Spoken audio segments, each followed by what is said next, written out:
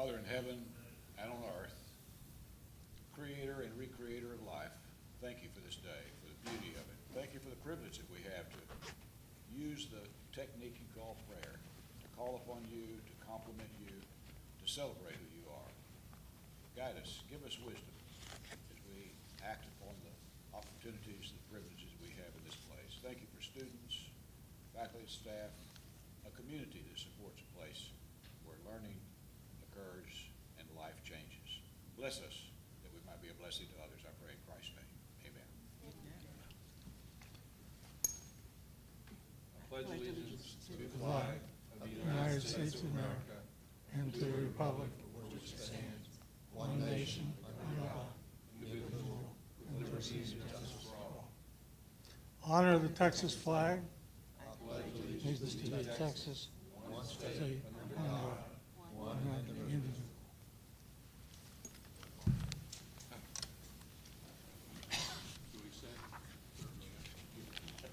We have a quorum present, and this meeting is being recorded. Members of the public may access this meeting through the Central Texas College website. First item on the agenda is to consider approval of the minutes of the regular board meeting of the trustees held on February the 22nd, 2022, copy of which is in your read-ahead package. Is there any discussion? Move they be approved. Second. Motion been made and seconded. Any discussion on that motion? All those in favor of approving the minutes, say aye.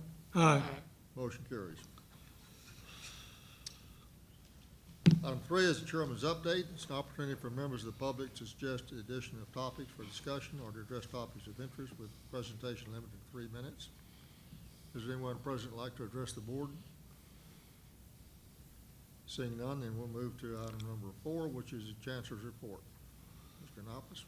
Thank you. One announcement here, the 47th annual Freedom Fund Banquet in NAACP is going to be on April 22nd at the Wayne Civic and Conference Center, and the social begins at 6 p.m. We have a table at 8, so board members, you get first choice. So I'll put that out there before we start. April 22nd, you said? I'm sorry? April 22nd. April 22nd. And I'll have Ms. Avon send you each of them, but I want to get this to you because these windows are closing fast on us. It's already April's next week, so. The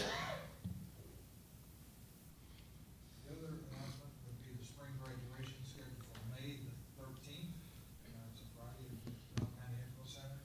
I also need to know who all is going to be attending the board so you can get your seats placed properly.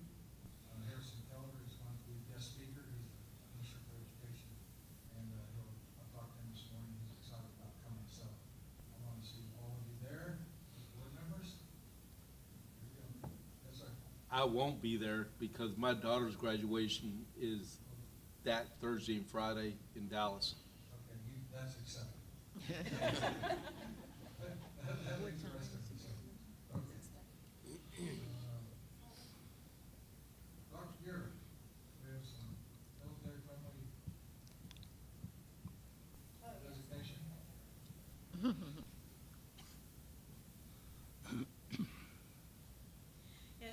We were selected as the top 10 community college, large community college, military-friendly schools in the nation. We're very proud of that. We've put that out on Facebook, and we've got the emblem that indicates that we're gold.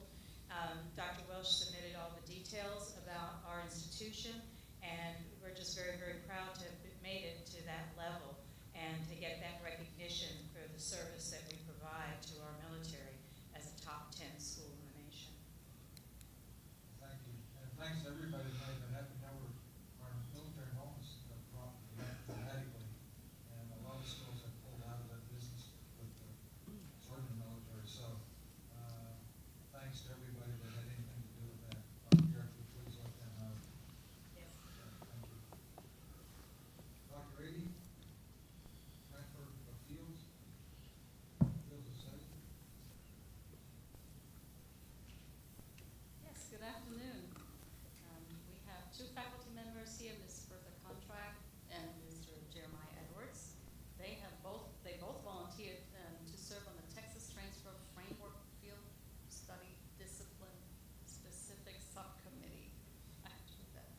So this contract for social work and Mr. Edwards for welding, and so obviously it's another duty, and they volunteered on that. And I asked Ms. Contract if she could share a bit about her committee.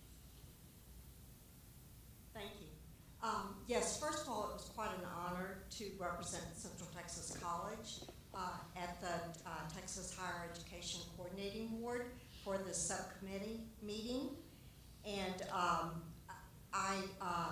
the experience of meeting with other 2-year and 4-year colleges throughout the state of Texas and representing us here and what our needs are and in our social work program, and also my own belief of social work education. And it's powerful, and I encourage for us to continue doing that, to continue having faculty wanting and volunteering to do that, because it is going to not only get us out there and meet our colleagues, but it also gives us a voice in what education can look like in Texas. And this is a new law that is now mandated, and so it's great that we're a part of building this. How many are on your committee? There were 20. There may have been a couple more, but that was the consistent number that we. Some of those were major universities. Yes, there were 4-year. They tried to pick where it was going to be an equal number of 2-year and 4-year, but it felt like there were a lot more community colleges represented. I don't know. 50 community colleges, which there are, and you had 10 seats. That's pretty powerful to do with one. Yeah, I mean, it felt very good to have that voice and to be heard, and not being. I didn't feel intimidated, you know, to keep quiet or to not bring in our voice that would represent what our needs are here at CTC too. So it was a great experience. Thank you for all you're doing. Oh, I. Do you have any questions? You're free to ask any questions at some other time if something comes up too. At any time. Thank you. Just to share, Mr. Edwards said this committee has not met yet, so updates to him as well. But thank you to both of the faculty and all the others who are volunteering to do that. So thank you. Thank you both. All right, we have some photos. Dean Fisher, I understand, is going to work straight through these. If you I think you most forgot to tell you. Yeah.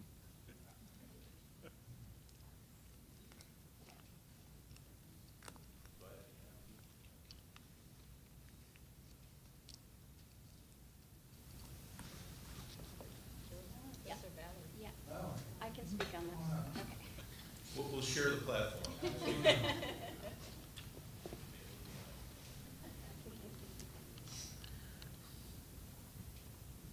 Well, good afternoon, Chancellor Yiannopoulos, Chairman Weaver, and Board of Trustees. The images speak volumes for the determination and achievement of these young students, and I'll just take you through them quickly. The first one, we attended on Thursday evening, the KISD Foundation Scholarship Celebration. And it was held in this room here. There was approximately 300 guests that attended, and it was a wonderful celebration of their achievements. 5 young people in the top image received the 2022 CTC Chancellor Scholarship, and each were selected from their home campuses. So you have representation from Hucker Heights, Ellison, Shoemaker, Killeen, and ECHS. The bottom photo is Dean Fisher, along with one of the recipients and Miss Tammy Samaripa. She will be attending CTC in the fall, and she is going to be majoring in nursing. And then this one, your very own Chancellor Yiannopoulos, is featured with Elena Irving. She's from Ellison High School, and she will be majoring in business in the fall.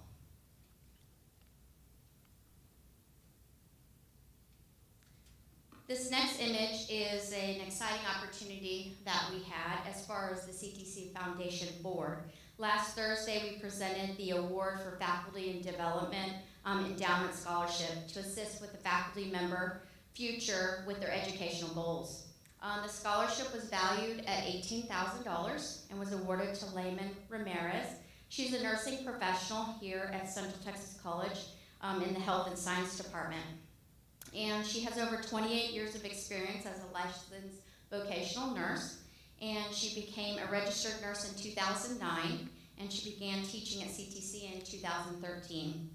And like I said, she's a professional, and she is very excited about this opportunity. Featured in the photo on that would be your left, is Mr. Hort, our chairman for the foundation, and then the recipient, Ms. Ramirez, along with Chancellor Yiannopoulos. And then these two wonderful gentlemen here are her proud sons. So they were very excited to have this award or scholarship granted to their mother. Thank you. Thank you, Valerie. Any questions? I know that, Ms. Tola, you were at the foundation awards along with General Weaver and his wife. Any questions? No, it was a very nice event.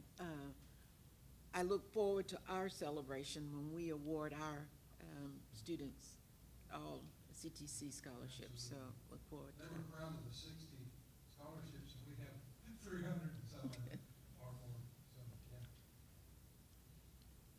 Thank you. Chairman Weaver, distinguished board members, Chancellor Yiannopoulos, and fellow attendees. On Wednesday, the 9th of March, the Fine Arts Department presented a free lunchtime concert in the Gazebo located on the lawn between Building 214 and the Academic Building 208. The concert included the CTC Choir under the direction of Dr. David Thomas and the CTC Jazz Band conducted by Miss Michelle Palmer, and also featured several student soloists. And if you missed that performance, mark your calendar. The next lunchtime concert Gazebo is scheduled for Wednesday, the 27th of April at 12:30.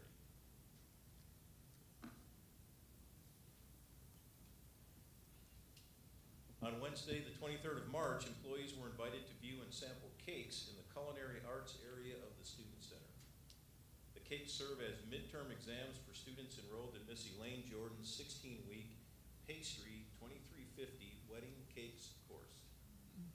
Pictured here on the top left is student Tiara Moore stacking her Walking on Sunshine themed strawberry lemonade cake with a mixed strawberry and raspberry filling. Wow. Below Tiara is student Crystal Kniffen with her Marry Me themed peach pound cake with peach filling and vanilla cream icing. I'm getting hungry. Moving to the right, student Lan Griffin slices her spring wedding themed lemon pound cake with lemon zest syrup and strawberry filling. And lastly, the top right photo depicts student Rosa Carr's Two Shall Become One themed caramel cake with salted caramel fudge filling and vanilla buttercream icing. Stop. Needless to say, we are all looking forward to the final exam. Thank you.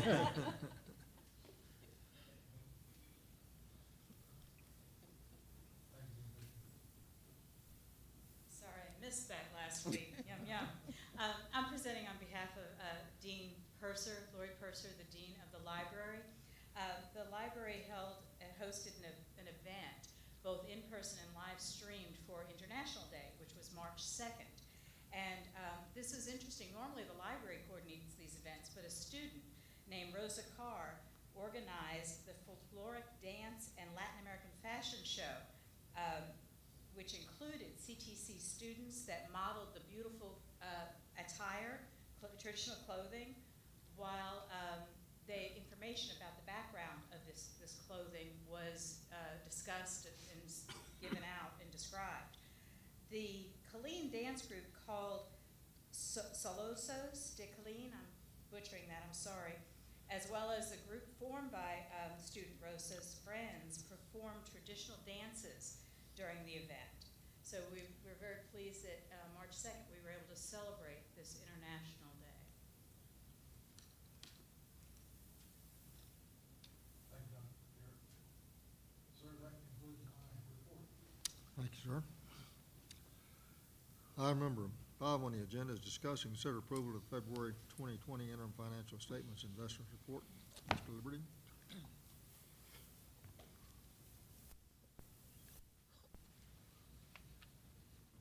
should have a copy of the financial statements with you. Just a couple of things to point out. If you take a look on the first page, you can see the bottom line through February is down just under $1.4 million. Compared to last year, we were at $780,000 positive. A few things that I want to talk about just as reminders for this. If you will remember last year, we had the opportunity through federal PERF funds to draw down and represent on our financial statements lost revenue that had occurred from the time of the pandemic compared to previous years.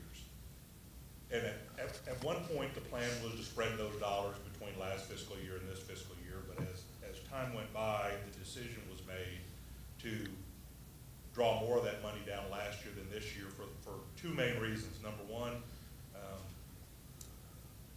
let's just be honest here, not a lot of faith with the administration and wondering if they were going to take the money back, number one. And number two, even though interest rates are puny, if I can earn a little interest on the money, it beats not earning any interest whatsoever. So we drew down $19 million last year and put it in last year's financial statements. So if you take a look at your first page of your financial statement, 3 numbers up, you can see last year's bottom line was $22.2 million. Well, it could have just as easily been $14 million, and this year's could have been $7 million, but we chose to recognize it all last year. So what I'm trying to represent is while we still are very concerned that we have a negative bottom line, we could have tempered that bottom line if we chose not to draw the money down last year as opposed to this year, because we don't have to spend all those dollars until May. Some schools have chosen to spread those funds out. We thought it was better for the college to get them all last year. So I just wanted to make sure everybody was aware of that. There was a little over $1 million left, so that's going to be drawn down and is represented in that current number of $1.3 million loss. It has $1 million of lost revenue in there. Our lost revenue, which the way it's calculated, we were able to take the 5 years prior to the pandemic, average what our tuition and auxiliary revenue dollars were, and then the difference between those numbers and what we're actually receiving during the pandemic, the difference was considered lost revenue due to the pandemic, and they funded up to the amount that was awarded to the college, which was about $22.3 million that we could use towards anything related to the pandemic and stemming the tide of the pandemic to include the lost revenue. So we used it for the exact purpose that it was meant to. I will tell you that it doesn't cover the complete loss, obviously, but you know, it's your redneck expression, beat the sharp stick in the eye, because they didn't have to fund any of it, so we're very glad that they did, because to date, the help that we've received from the state in regards to the pandemic is zero and counting. So the federal government is taking care of us, and we appreciate that. The only other thing that I want to talk about just a little bit, just in case someone looked at it, because it's a little bit of an oddity, and especially an oddity here the last 6 or 8 years, because interest rates, as you know, have just fallen dramatically over the last 5, 6, 7 years to where they were. At one point, we had negative interest that the federal government was awarding as their standard rate. Those have slowly started to rise. So in the future, that will only help with our investments, because if you looked at a year ago to now, the 1-year rate was 0.07%, and now it's 1.02%. That's a significant difference. However, if you look at your current year numbers on the second page, you'll see that we have a net loss in our investment income. And the question would be, how can we have a net loss? Well, the way that we have always invested, our primary goal of our investment policy is to preserve principal. So we have bonds that we bought at interest rates that were well below 1.02%. So now the value of those bonds is worth less than what we paid for them. However, the good part about that is we don't buy bonds to buy them to trade them. We buy them to hold them, earn the interest off of them, and we're still earning the interest. And when they mature, we'll get the full amount of the bond that we paid for them. But But in the interim, we have to recognize that they've lost value. So that's why if you look at those financial statements and you see a negative return on interest, you'll know why. But those numbers will slowly start to turn around. That's Bob's lesson for today as regards to how interest rates work and how that'll work on your financial statement. And I'm more than happy to answer any questions. Any questions, Mr. Liberty? Now I'll entertain a motion. Move to approve. Second. Motion been made and seconded to approve the interim financial statement for April 22. Any discussion on the motion? All those in favor say aye. Aye. Motion carries.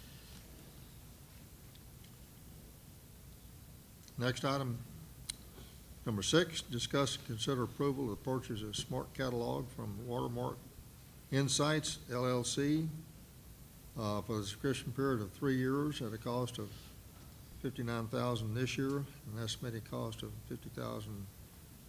$50,575 for year 2, and $52,198 for year 3. Mr. Roberts? Good afternoon. I'm happy to be here again. Thank you so much for having me. Last week, a proposal was made and the CTC administration recommended approval to purchase the Smart Catalog software from Watermark LLC. The software was related to curriculum, catalog, and syllabi. Today, the CTC administration recommends and requests your approval and consideration of that proposal. And I am happy to answer any additional questions you may have about the software or the processes involved. Move we approve the request. Second. Motion been made and seconded to approve this request. Any discussion on that motion? All those in favor of the motion say aye. Aye. Motion carries. Thank you. Item number 7 is discuss, consider approval and acquire 12 IBM 1080 LTO8 type tape drives from the Congrove 1 at a cost of $92,091. Mr. Gaines. Good afternoon. Hope y'all are all doing well today. On behalf of the CTC administration, we recommend approval to purchase those 12 IBM LTO8 tape drives at a cost of $92,091. This is a budgeted item. The purchase would be made through Converge One Company. The mechanism there would be our contract TSO 3996. If you have any additional questions for me, I'd be more than happy to answer them. Any questions, Mr. Gaines? And I'll entertain a motion. So moved. Second. Motion been made and seconded. Any discussion on that motion? All those in favor of the motion say aye. Aye. Motion carries. Thank you. Thank you, Mr. Gaines. Item number 8 is discuss and consider approval to move the upcoming board workshops and board meetings back to the board meeting room. I'll make a motion that we move all future board meetings and workshop meetings back to the board meeting room.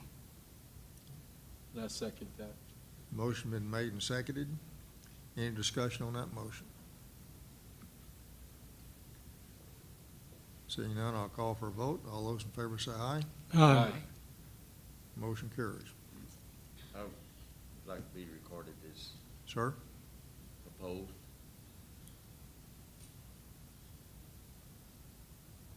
We know that you're opposed, but Okay. unfortunately, it's only one. So, But I will be there. He has the right to be on glad. the record.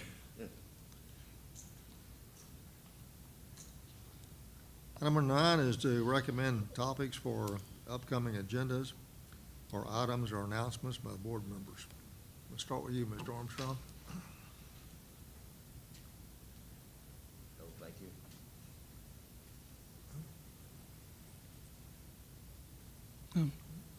Yes, sir. I would like to see if, okay, so the basis of what I'm going to ask is, over the last several weeks in Killeen, their city council has been discussing moving their elections to November. And, but to do that, it's got to go before the legislature for them to open up that opening so they can move, right? And so in April, Killeen City is supposed to be getting with Representative Buckley's office, and they're going to discuss that. And I think if the board wants to allow the chancellor to do that, for him to go talk to them about moving our elections then, because I'm saying this because Nolanville, Coppers Cove ISD, and WCID #1, all their elections, their municipal elections, are in November, on the election cycles in November. And that only leaves us, KISD, Killeen, and Harker Heights is not. And if Killeen is trying to make that move to move their elections to November, I think it would be a good idea if we did the same, so everybody's on the same election cycle, to be able to encourage more people to go out and vote for us and those other candidates, instead of having elections just scattered throughout the whole year. But that's what I wanted to ask, if we could entertain that thought with Killeen. We'll put it on the agenda for April. Ms. Havens and I discussed this, I think, yesterday or the day before, and she's been in contact with those folks. Okay. She's on those, so we'll report back. I didn't know that y'all discussed it. I mean, I did not know. Thank you. Yeah, our next election cycle would be next year, Next year, yeah. 23, and I don't think the legislature would get I don't think it would be get ready through by that that time, right? this time around. so. Right, it'd be the next one after that, unless we had a special election. So it'd be something we would have to bring up with Representative Buckley to put a bill forward to do that. Yes, sir. So it wouldn't, probably, earliest it could take effect would be 2025. Would be Yeah, my- and instead of us having to pay for those elections out of pocket just by ourselves, we'd be having an election centralized with the other municipalities, and we could share costs. That's- No, I understand, yeah. Right. That makes sense. So we'll put it on the items for discussion and see if we can get some movement in that direction. But just don't expect it to happen overnight. No. Tomorrow. Anything else? No, sir. Nothing. We do not have a executive session scheduled for today. And if there's no other business to come before this august group, we stand adjourned.